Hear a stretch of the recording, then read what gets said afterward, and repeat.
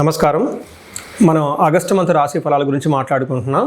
ఇందులో ఒక్కొక్క రాశి కంటే 12 రాశుల వారికి ఈ ఆగస్టు మంత్లో ఎలా ఉంది ఏంటి అని తెలుసుకోబోయే ముందుగా ఈ ఆగస్టు మంత్ యొక్క విశిష్టత, అందులో ఉన్న పండగలు, పర్వదినాలు, విశేషాలు ఏంటో తెలుసుకున్నాము.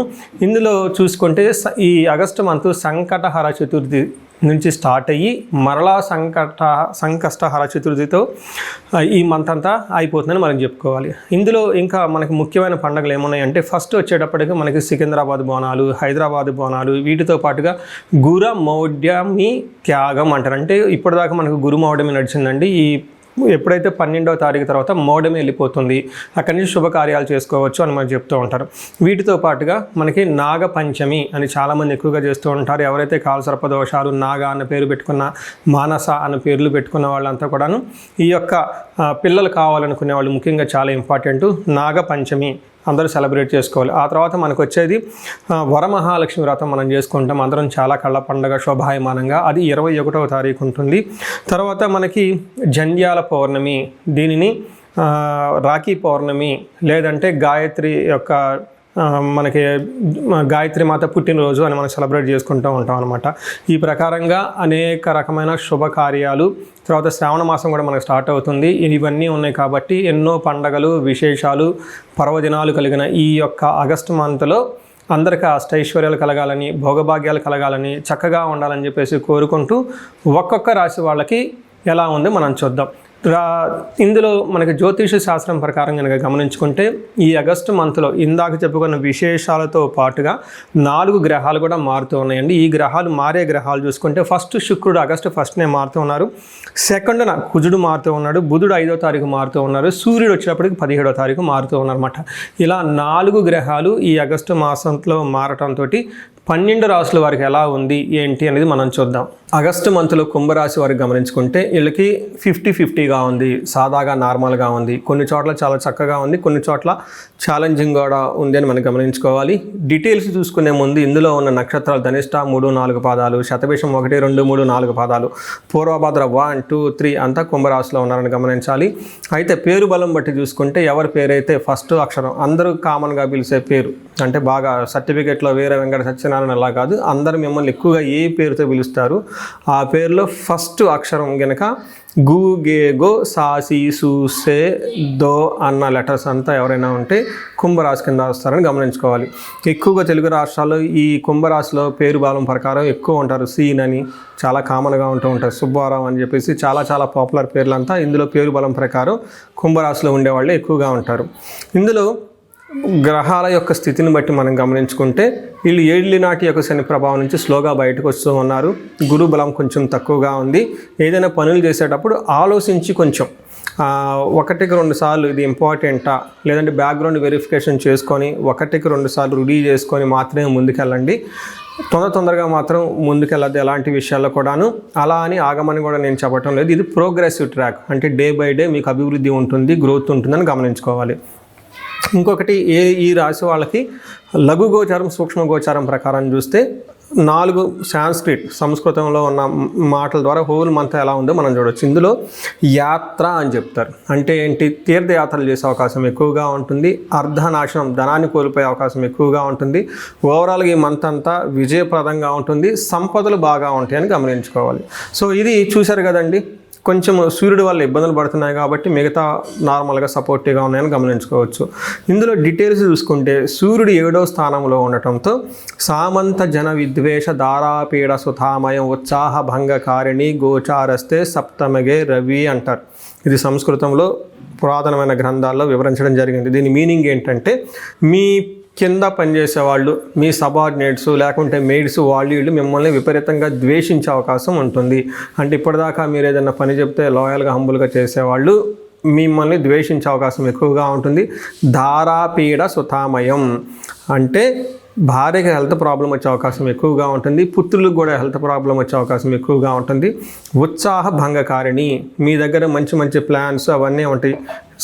ఎఫెక్ట్గా చేద్దాం అనుకునేటప్పుడు మీ కింద ఉన్నవాళ్ళు మీకు సరిగ్గా సపోర్ట్ ఇవ్వకపోవడంతో ఇబ్బందులు పడిపోయే అవకాశం ఎక్కువగా ఉంటుంది. అయితే కుజుడు అగైన్ 5వ స్థానంలో ఉండటంతో ఇది కొంచెం మంచి పొజిషన్ కాదు. ఈ కుజుడు 5వ స్థానంలో ఉంటే మనకి వ్యసనాలకు ఎక్కువగా లోనవుతారు. తర్వాత ఎడిక్షన్స్ ఎక్కువగా ఉంటుంది, అనవసరం వాటికి టైం ఎక్కువ స్పెండ్ చేస్తారు, ధనం ఎక్కువ స్పెండ్ చేస్తారు, పనికిరాని వాళ్ళతో పరిచయాలు అయ్యే అవకాశం ఎక్కువగా ఉంటుంది. అయ్యో ఇదంతా పోయిందని మళ్ళీ తర్వాత బాధపడే పరిస్థితులు ఎక్కువ ఉంటాయని గమనించాలి. మనకు సంస్కృతంలో దేహజాడ్యం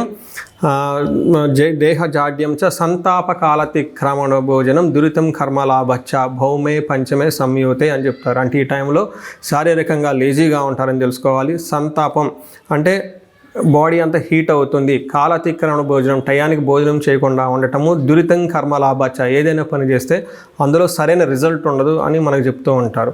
ఇది అంతేకాకుండా ఓవర్ ఎక్స్పెండిచర్, మీకు ముందుగా చెప్పుకున్న విధంగా ఎంతవరకు ఉంటే బాగుంటుంది అంతవరకు బాగుంటుంది, కానీ మీరు లిమిట్స్ దాటి వెళ్ళిపోయేసి ఖర్చు పెట్టడం, ఫ్రెండ్షిప్ చేయటం, తిరగటం ఇవన్నీ చేసే అవకాశం ఎక్కువగా ఉంటుంది.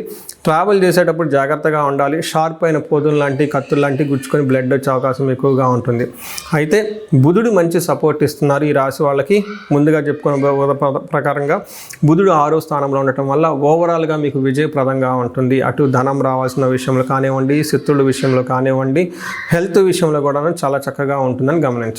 అయితే ఈ రాశి వారికి శుక్రుడు 8th హౌస్లో ఉండి చక్కగా మంచి సపోర్ట్ ఇస్తున్నారు. వీళ్ళకి శుక్రుడు 8th హౌస్లో ఉండటం వల్ల దుఃఖనాశ మహాసౌఖ్యం బంధుమిత్ర సమాగమ రాజదర్శనం అర్ధప్రాప్తి రాష్ట్రమే బురుగునందనే అని మనకు సంస్కృతంలో ఒక బ్యూటిఫుల్ శ్లోకం ఉంటుంది. దాని మీనింగ్ చాలా బాగుంటుంది. దుఃఖనాశ, ఇప్పటిదాకా మీరు ఏదైనా గనక విషయంలో బాధపడుతుంటే ఆ దుఃఖం అనేది పోతుంటుంది. మహాసౌఖ్యం, చాలా లగ్జరీ కంఫర్టబుల్గా ఉంటుంది. బంధుమిత్ర సమాగమ, బంధువులతోటి మిత్రులతోటి చక్కగా ఒక ఇష్టాగోష్ఠి లాగా చేసుకునే అవకాశం ఎక్కువగా ఉంటుంది. రాజదర్శనం, సీనియర్ అఫీషియల్స్ని, పైన అఫీషియల్స్ని, గొప్ప గొప్ప వ్యక్తుల్ని కలిసే అవకాశం ఎక్కువగా ఉంటుంది. మీకు పలుకుబడిగా కలిగిన వ్యక్తులు అంటారు కదండి, అలాంటి వాళ్ళతో కలిసి ఎక్కువగా మీ యొక్క కావాల్సిన పనులని వాళ్ళ ద్వారా అయ్యే విధంగా చాలా అవకాశం ఎక్కువగా ఉంటుంది. ధనం విషయం కూడా చాలా చక్కగా ఉంటుందని గమనించాలి. సో టోటల్గా చూసుకుంటే టయానికి మంచి ఫుడ్ తింటూ చక్కగా ఉంటారని గమనించాలి. మీరు ఓవరాల్గా చూసుకుంటే ఫస్ట్ 2 గ్రహాలు కొంచెం యావరేజ్గా ఇబ్బంది పెట్టినా తర్వాత 2 గ్రహాలు మంచి సపోర్ట్ ఇస్తున్నాయని చెప్పుకోవాలి. ఇందులో మన నక్షత్రం ప్రకారం చూసుకుంటే ధనిష్ట నక్షత్రం వాళ్ళకి జయప్రదంగా ఉంటుంది. రాజ్య లాభం, ప్రమోషన్స్ వచ్చే అవకాశం ఎక్కువగా ఉంటుంది. వస్త్ర లాభము, క్లోత్స్ అంతా బాగుంటుందని గమనించాలి.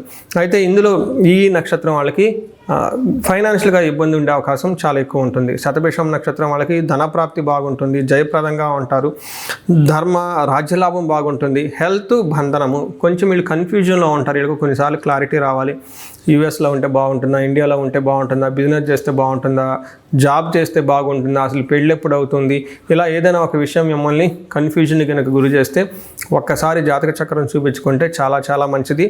అనవసరంగా పోయేసి మనం డబ్బులు ఖర్చు పెట్టి వేస్ట్ పనులు చేసేదానికంటే సరైన డెసిషన్ తీసుకునే ముందు ఒక్కసారి ప్రాపర్గా హారోస్కోప్ చెక్ చేసుకొని మీ జాతకం ప్రకారం ఏది బాగుందో తెలుసుకోవటం చాలా ఇంపార్టెంట్. పూర్వభాద్ర నక్షత్రం వాళ్ళకి ధనప్రాప్తి బాగుంది, బంధించబడినట్లు ఉంటారు, హెల్త్ బాగుండదు, కొంచెం కలహం, గొడవలు అయ్యే అవకాశం కూడా ఎక్కువగా ఉంది. ఓవరాల్గా చూసుకుంటే పూర్వభాద్ర నక్షత్రం వాళ్ళకి కొంచెం జాగ్రత్తగా ఉండటం ఎంతైనా అవసరం. మిగతా నక్షత్రం వాళ్ళకి అయితే బాగుంది. సో ఈ రాశి వాళ్ళకి మీరు గమనించారు కదండి. వీళ్ళకి పరిహారాలు చూసుకుంటే సెల్ఫ్ రెమెడీస్, మీరు చేసుకోగలిగిన పరిహారాలు. ఒక్కసారి రుద్రాభిషేకం చేయించుకుంటే చాలా బాగుంటుంది. మహాన్యాసపూర్వక ఏకాదశ రుద్రాభిషేకం అంటారు. రుద్రాభిషేకం చేయించుకుంటే చాలా చక్కగా ఉంటుంది. అంతేకాకుండా మంగళవారం రోజున ఆంజనేయ స్వామికి వడమాల వేసినా కానీ, ఆకు పూజ చేసినా కానీ బాగా కలిసి వచ్చే అవకాశం ఉంటుంది. ఇవి కాకుండా సుబ్రహ్మణ్యేశ్వర స్వామి ఆరాధన, ఎక్కడైనా కనుక మీకు జంట నాగులు లేదంటే నాగుల కట్ట మీకు తెలిసే ఉంటుంది. అక్కడ చక్కగా ఆ నాగులకి మీ స్వహస్తాలతో అభిషేకం చేసి పూజ చేసినా కానీ నెగిటివ్ ఎనర్జీ అంతా పోయి బాగా సపోర్టివ్గా ఉంటుంది. కుజుడికి కూడా సంపూర్ణ శాంతి పూజలు చేయించుకుంటే చాలా బాగుంటుంది. సో ఇవి కాకుండా ఎక్కడైనా మీకు ఇండివిజువల్గా ఏదైనా స్పెసిఫిక్గా ప్రాబ్లం ఉంటే ఈ స్క్రీన్ మీద కనిపిస్తున్న నెంబర్ ద్వారా మీరు నన్ను కనెక్ట్ అవ్వచ్చు. మీకు అష్టైశ్వర్యాలు కలగాలని, భోగభాగ్యాలు కలగాలని, అందరూ చక్కగా ఉండాలని చెప్పేసి నేను కోరుకుంటున్నాను. చూశారు కదండి ఈ రాశి వాళ్ళు ఇప్పటివరకు ఎలా ఉందో గమనించారు. అయితే ఇప్పటిదాకా నేను చెప్పుకున్న దాన్ని గోచార ఫలితాలు అంటారు. ఇది మీకు ఒక 30 to 35, 40% మాత్రమే అప్లై అవుతుంది. ఇండివిజువల్గా మీ యొక్క జాతకాన్ని చూపించుకుంటే దాంట్లో మిగతా 50-60% మనకు ఎలా ఉంటుందో తెలుస్తుంది. టోటల్గా మీ యొక్క ఇండివిజువల్ జాతకాన్ని చూడటం ప్లస్ ఇది 2 కలుపుకుంటే కరెక్ట్గా యాక్యురేట్గా ప్రిడిక్షన్ వస్తుంది. సో ఎవరికైనా కనుక మీకు ఏదైనా కనుక ఇప్పటిదాకా చెప్పుకున్న దానికి మనకి డిఫరెంట్గా ఉంది, ప్రాబ్లంగా ఉంది, ఇబ్బందులు పడుతామని అనుకుంటే ఒకసారి ఇండివిజువల్గా జాతకం చూపించుకోండి. ఈ జనరల్గా నేను ఒక రీసెర్చ్ చేస్తున్నాను, 40 years +or -5 అంటే ఎవరికైనా 35 to 45 ఈ ఏజ్ బ్రాకెట్లో ఉండి మీకు సక్సెస్ఫుల్గా ట్రాక్ రికార్డు ఉంది లైఫ్లో, అంటే బాగా చక్కగా చదువుకున్నారు, చక్కగా మేనేజర్ లెవెల్ ఒక పొజిషన్లో ఉన్నారు, ఈ వయసులో అగైన్ అరౌండ్ 40, 45, 50 ఇలా ఈ ఏజ్లో కనుక ఉండి మీకు సడన్గా లైఫ్లో గ్యాప్ వచ్చిందంటే, అంటే ఒకవేళ జాబ్ పైన అన్ఎక్స్పెక్టెడ్గా, లేదంటే బిజినెస్లో విపరీతమైన లాసులు వచ్చినా, లేదంటే వేరే కారణాల వల్ల లైఫ్లో మీరు ఆగిపోయినట్లు కనుక ఫీలింగ్ వస్తే ఇండివిజువల్గా మీ జాతకం చూపించుకోవడం చాలా ఇంపార్టెంట్. ఈ వయసులో జనరల్గా శాపాలు అని ఉంటాయి, మాతృశాపం, పితృశాపం, గురుశాపం, సర్పశాపం, ఇలా ఏమైనా శాపాలు యాక్టివేట్ అయి ఉన్నాయా అవేంటో తెలుసుకొని వాటికి సంబంధించిన పరిహారాలు చేసుకోవాలి. అంతేకాకుండా మీకు ఇండివిజువల్గా నడుస్తున్న దశాభుక్తి అని ఉంటుంది, ఈ దశాభుక్తి యొక్క గ్రహాలు, అవి గ్రహ దోషాలు ఏమైనా ఉన్నాయో తెలుసుకోవడం కూడా చాలా ఇంపార్టెంట్.